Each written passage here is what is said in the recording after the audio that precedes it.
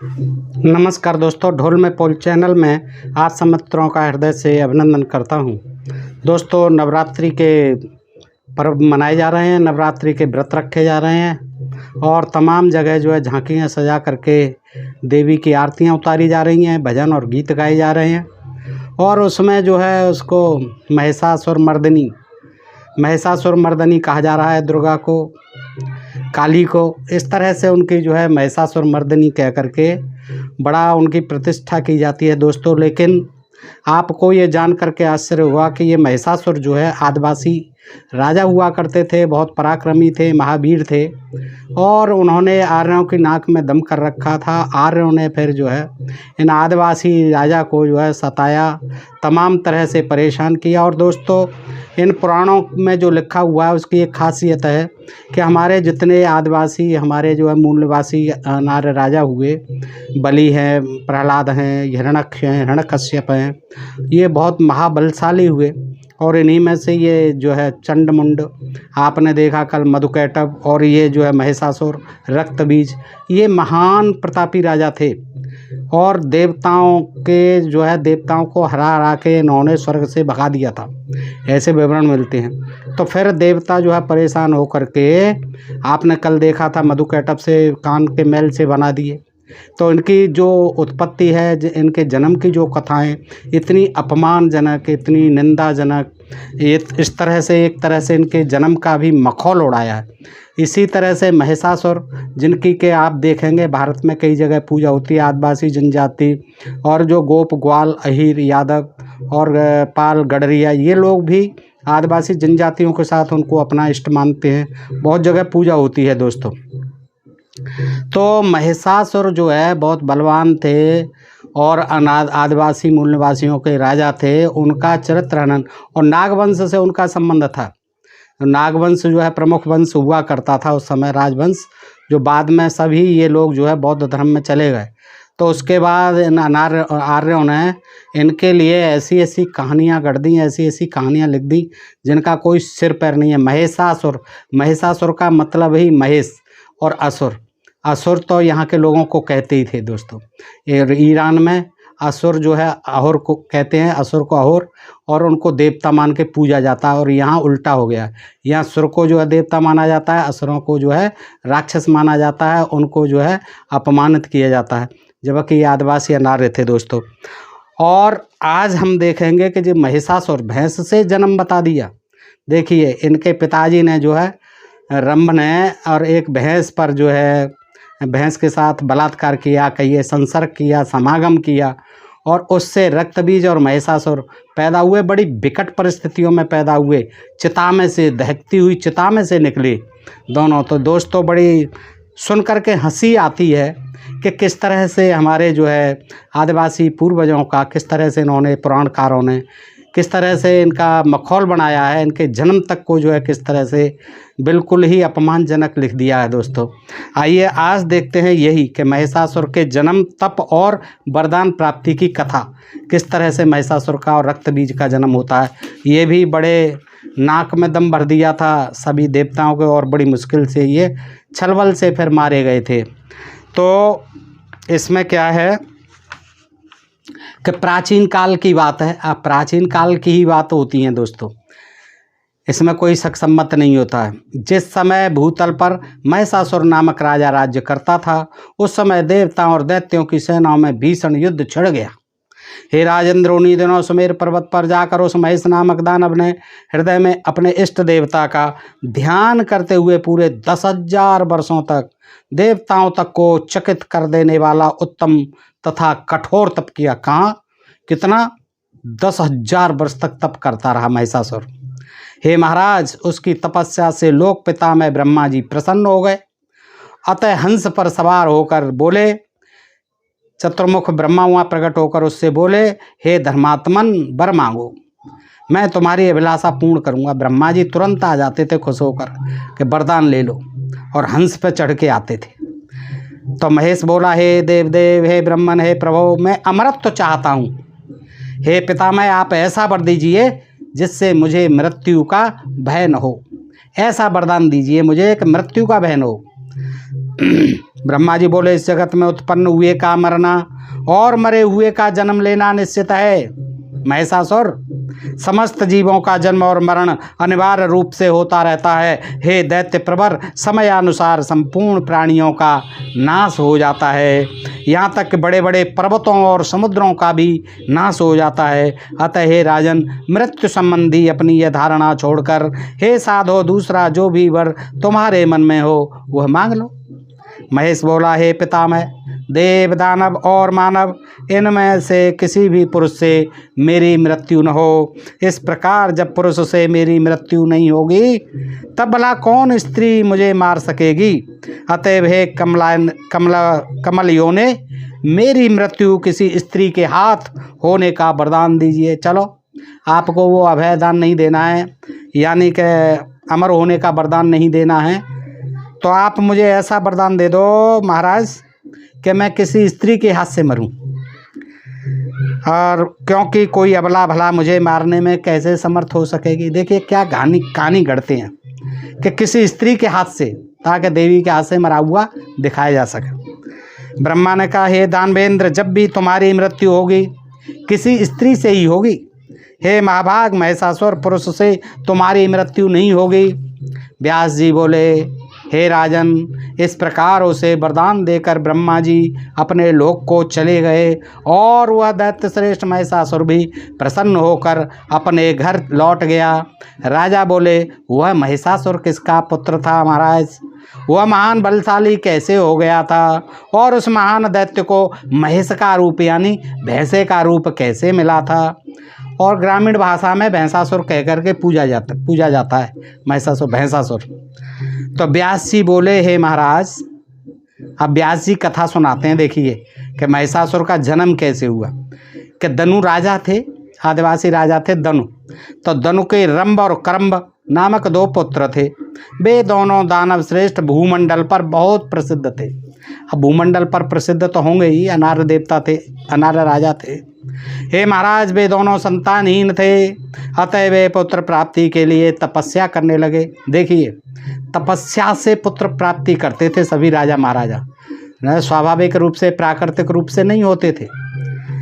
तो पुत्र प्राप्ति के लिए तपस्या, और पुत्र प्राप्ति के लिए करते थे, पुत्री के लिए कोई तपस्या नहीं करता था। उनमें करम्ब ने पवित्र पंचनद के जल में डूबकर अनेक वर्षों तक कठोर तप किया और रंभ दूध वाले बट वृक्ष के नीचे जाकर पंचाग्नि का सेवन करने लगा। यानी दोनों भाई, ठीक है, दोनों भाई जो है रंभ और करम्ब दोनों जो है तपस्या करने लगे।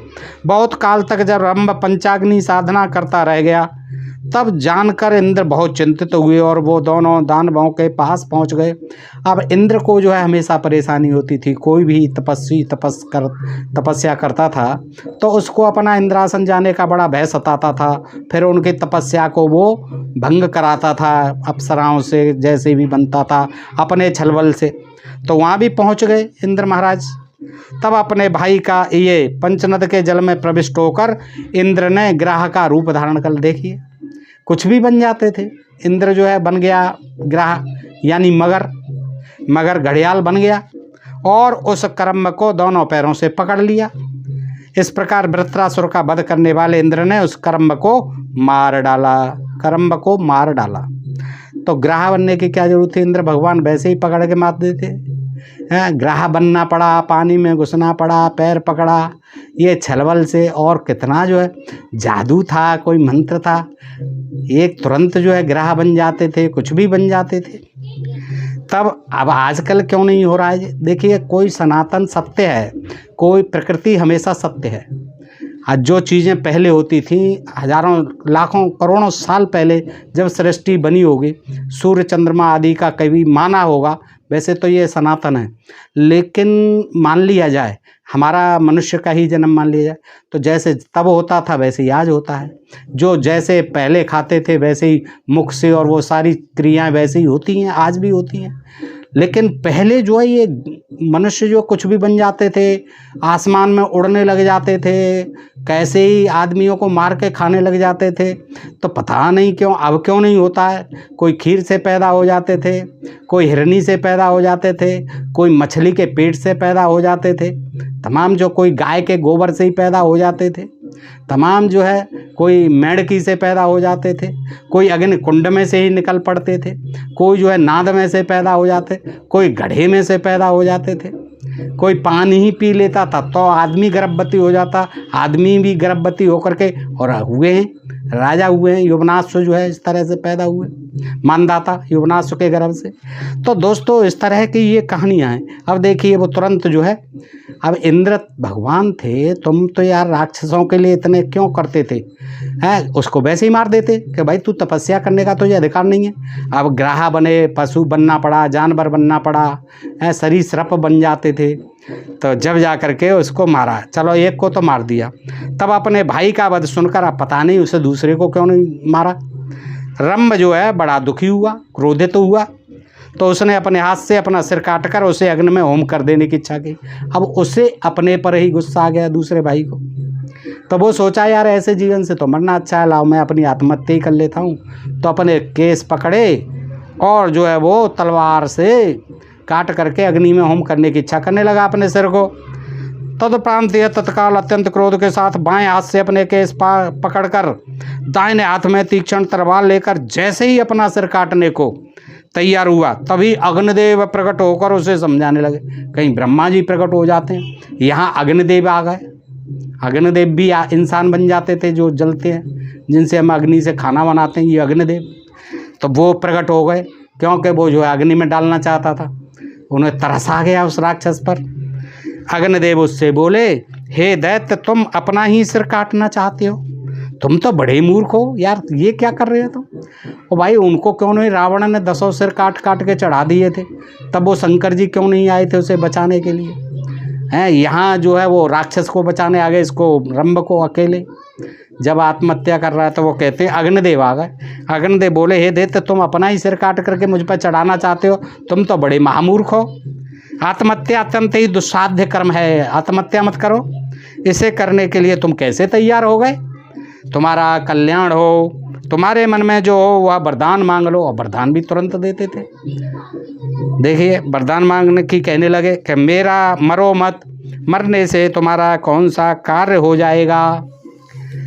अग्निदेव का यह सुंदर वचन सुनकर रंभ ने अपना केस पास छोड़कर कहा, हे देवेश, यदि आप मुझ पर प्रसन्न हैं तो मुझे यही वांछित वरदान दीजिए कि मुझे तीनों लोकों पर विजय प्राप्त करने वाला तथा शत्रु सेना का विनाश करने वाला पुत्र हो।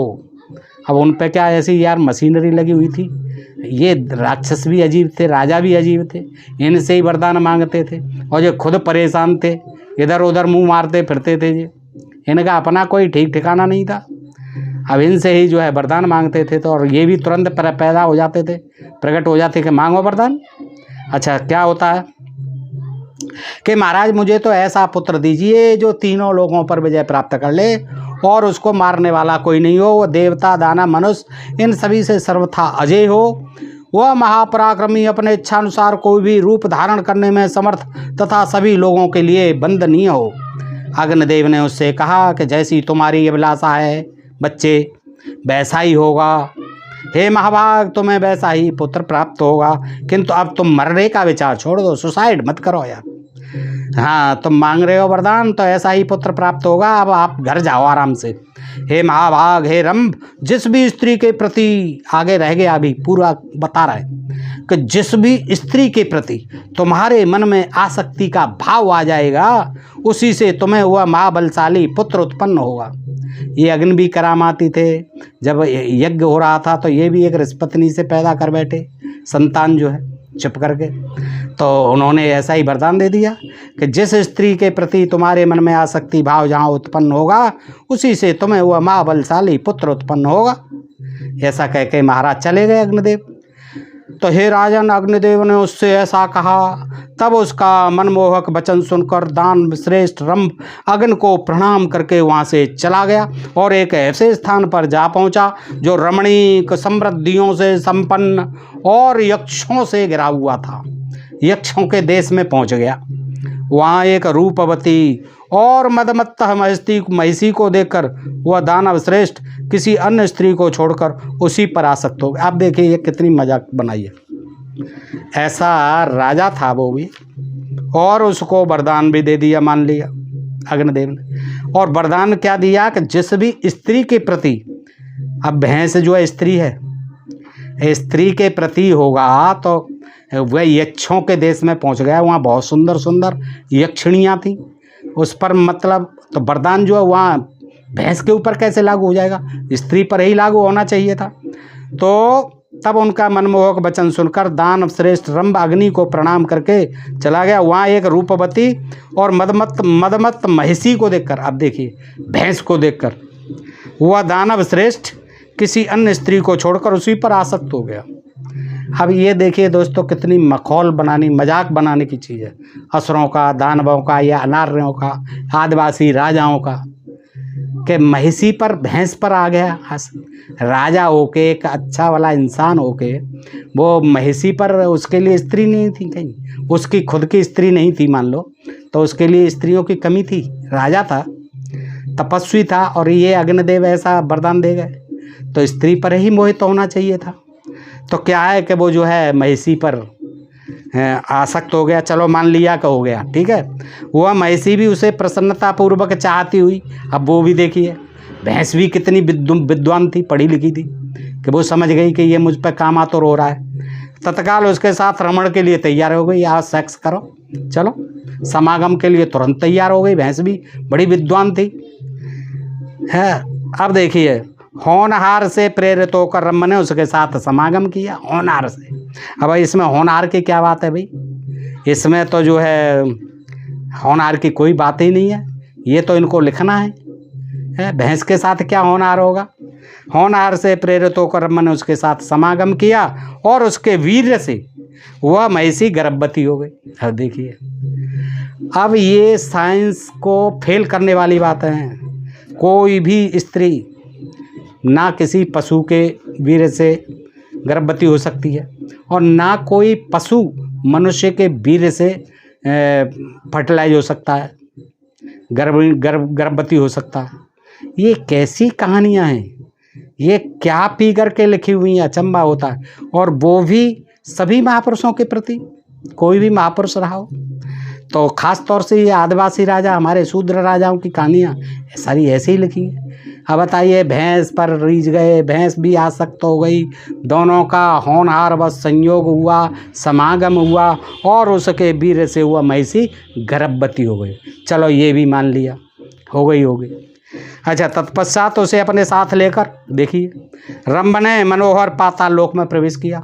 साथ ले गए, जैसे कि वो उनकी राजकुमारी थी, पत्नी थी है। और वहाँ पर महिषों से अपने मनोनुकूल उस प्रीतम की रक्षा करता हुआ वह सुखपूर्वक रहने लगा। भैंसों से बचा के रख भाई, आखिर में पत्नी थी, गर्भवती की है उसने, तो वहाँ जो है पाताल में पहुँच गया सुरक्षा के कारण। पाताल में जो है असुर राक्षस ज़्यादा रहते थे, और वहाँ भैंसे भी बहुत रहते थे। आदिवासी लोग भैंसे पालते थे। अब उसे जो है खतरा हो गया कि वहाँ भैंसों से, कि कहीं मेरी इसको जो है ना डिस्टर्ब नहीं कर दें भैंस को। अच्छा, तो वो सुखपूर्वक रहने लगा सुरक्षा करता हुआ। किसी दिन एक दूसरे महेश ने कामासक्त होकर उस महिषी को दौड़ा लिया। अब देखिए, भैंसा तो भैंसा ही होता है, और भैंस तो पत्नी होती ही। तब जो है एक महिष आ गया वहाँ भैंसा, और उसको दौड़ा लिया, कामासक्त होकर आ गया। तो यह देखकर दानव रम स्वयं वहाँ पहुँचकर उसे मारने के लिए दौड़ा कि भाई तू रुक, तू क्या करता है, ये तो मैंने गर्भवती कर रखी है, मेरी पत्नी है। और उसके पास पहुंचकर अपनी रक्षा के लिए रंभ ने उस महिष पर कठोर प्रहार किया। मारने को जो है कोई लठवठ ले लिया होगा, मारा उसे, इसमें भैंसे पर। तब उस कामातुर भैंसे ने भी अपने सींगों से रंभ पर शीघ्रता से प्रहार करना आरंभ कर दिया। उसने भी चूक नहीं की, तुरंत जो अपने सींगों से रंभ को मारने लगा। अच्छा, उस महिष के द्वारा तीक्ष्ण सींगों से हृदय स्थल में गहरी चोट पहुंचाने के कारण रंभ शीघ्र ही मूर्छित होकर गिर पड़ा और मर गया। देखिए, वो एक को इंद्र ने मार दिया, गिराह बन करके खा गए, पछाड़ दिया, उसे मार दिया। और यहाँ जो है भैंसे ने मार दिया रंभ को। अब पति के मर जाने पर अत्यंत शोकाकुल तथा भयग्रस्त हुआ महिषी वहाँ से भाग चली। अब इससे ये होता इस समय लेखक, तो इससे पूछा जाता कि यार तूने क्या खा करके ये लिख रहा है, तुझे कुछ और नहीं मिला था, इतनी नशीली चीज़ क्यों खा ली है? कि भैंस को जो है देखिए, भैंस भी उसकी मौत पर व्याकुल हो गई है देख करके, अरे मेरे पति को मार डाला। वेग पूर्वक भागती हुई एक बट वृक्ष के नीचे पहुंचकर वहां रहने वाले यक्षों की शरण में जा पहुंची। जहां यक्षों के देश में पहुंचे थे महिषासुर, वो रंभ जी वहां पहुंच गई और वहां जाकर के यक्षों से अपनी दुख दास्तान को रोने लगी। वह कामार्थ तथा बल और वीर्य से मदोन्मत्त कामासक्त महेश भी उसकी कामना करता हुआ उसके पीछे पीछे चला गया। वो भी पहुंच गया, भैंसा भी। यक्षों ने उस महेश से पीड़ित तथा भयभीत होकर रोती हुई उस भैंस को देख लिया और महेश को दौड़ता हुआ देखकर उस महिषी की रक्षा के लिए वे यक्ष वहां आ गए। अब उस महेश के साथ यक्षों का विकराल युद्ध होने लगा। देखिए, एक भैंसे के साथ जो है महायुद्ध ठन गया सारे यक्षों का, और अंत में बाण से आहत होकर वह महेश शीघ्र ही भूमि पर गिर पड़ा, बाणों से आहत हो गया और वो भैंसा भी शीघ्र ही भूमि पर। अब देखिए कितनी हंसी आती है यार, क्या ये ग्रंथ बताए जाते हैं, इनको देखो, ये हमारा वैज्ञानिक धर्म है, बड़ा गूढ़ धर्म है। पढ़ो इनको, क्या क्या ज्ञान भरा हुआ है इनमें, पढ़ो। ये देखिए कौन सा ज्ञान है बताइए, है भैंसा भी मार दिया सारे यक्षों ने मिल करके, घायल हो गया, उसके लिए तीर कमान चलाने पड़े, युद्ध करना पड़ा। तदनंतर उन यक्षों ने परम प्रिय मृत रंभ को लाकर उसकी देह शुद्धि के लिए उसे चिता पर रख दिया। देह शुद्धि के लिए, संस्कार के लिए नहीं, देह शुद्धि के लिए चिता पर रख दिया। तब उस महिषी ने, देखिए भैंस ने, अपने पति को चिता पर रखा हुआ देखकर उसके साथ स्वयं भी अग्नि में प्रवेश करने का निश्चय किया। अब देखिए भैंस भी सती होती थी, इन्होंने स्त्रियों को तो सती करवाया ही, जबरन मर जाती थी बेचारी, जबरन जो है जला दिया जाता था मृतक पति के साथ, लेकिन यह भैंस को भी सती बना दिया। भैंस भी सती हो रही। पृष्ठ 544 और अध्याय 3 दोस्तों, अध्याय 2 अध्याय 3 540 541 ये है। देखो, श्रीमद् देवी भागवत महापुराण प्रथम खंड, गीता प्रेस गोरखपुर है दोस्तों। क्या ये बेतुकी बातें लिखी हुई हैं, बेसर पैर की बातें लिखी हुई हैं और इन्हें ज्ञान बताया जाता है, धर्म से जोड़ दिया जाता है। कौन सा धर्म है इसमें बताइए? बेहूदी बातें हैं। आदिवासी राजा और नार राजाओं का इस तरह से अपमान किया गया है, मखौल बनाया गया है। भैंस को पत्नी बता दिया, उसको गर्भवती बता दिया, उसको अब मरने के बाद भैंसे ने मार दिया, एक को इंद्र ने मार दिया ग्राह बन करके। अब जो उसके साथ सती भी करा रहे हैं, उसको भैंस को कहा है, रो रही है, विलाप कर रही है कि मेरा पति मर गया, मेरा पति मर गया, मैं तो सती होंगी। देखिए, तो तदनंतर उन्होंने परंपरा रंभ को लाकर उसके देह शुद्धि के लिए उसे चिता पर रख दिया। तब उस महिषी ने अपने पति को चिता पर रखा हुआ देखकर उसके साथ स्वयं भी अग्नि में प्रवेश करने का निश्चय किया। उसने बता दिया अच्छों को कि मैं भी जो अग्नि के साथ मैं प्रवेश करूंगी, क्योंकि मैं भी पतिव्रता हूँ, पत्नी हूँ उनकी, हैं, अपने पति के साथ जल के मरूंगी, सती होंगी। महिषी सा पतिम दृष्ट्वा चितायाम रोपितम सदा प्रवेष्टुम सा मतिम चक्रे पतना सा पावकम। 45वां श्लोक है। वार्यमाणापि अक्षय सा प्रवेशम हुतासनम ज्वालामालकुलम साध्वी पति मादाय बल्लभम। तो क्या हुआ, निश्चय कर लेती है दोस्तों अपने पति के साथ, रंभ के साथ मरने के लिए, सती होने के लिए। कौन? उसकी पत्नी, गर्भवती पत्नी। कौन? भैंस, महिषी। यक्षों के मना करने पर भी अपने प्रिय पति के साथ हुआ महिषी विकराल लपटों वाली अग्नि में प्रविष्ट हो गई। बहुत समझाया यक्षों ने कि बहन जी ऐसा मत करो, माताजी आप ऐसा मत करो, ये बहुत गलत है सती प्रथा, ये तो स्त्रियों के लिए रहने दो, मनुष्यों के लिए। तुम पशुओं में भी ये प्रथा क्यों चला रही हो? तुम तो भैंस हो, उसे जाने दो, मर गया तो मर गया। बहुत समझाया यक्षों ने, लेकिन नहीं। अब दोस्तों हंसी आती है। देखिए क्या कहानी बनाई है, क्या खा पी करके बनाई है। तो क्या होता है, वो बहुत मना किया, समझा, नहीं मानी, और विकराल लपटों वाली अग्नि में वो भैंस जो है घुस गई, प्रविष्ट हो गई। उसी समय एक महाबली महेश चिता के मध्य से प्रकट हो गया। अब देखिए और करिश्मा देखिए एक से एक बेहतर।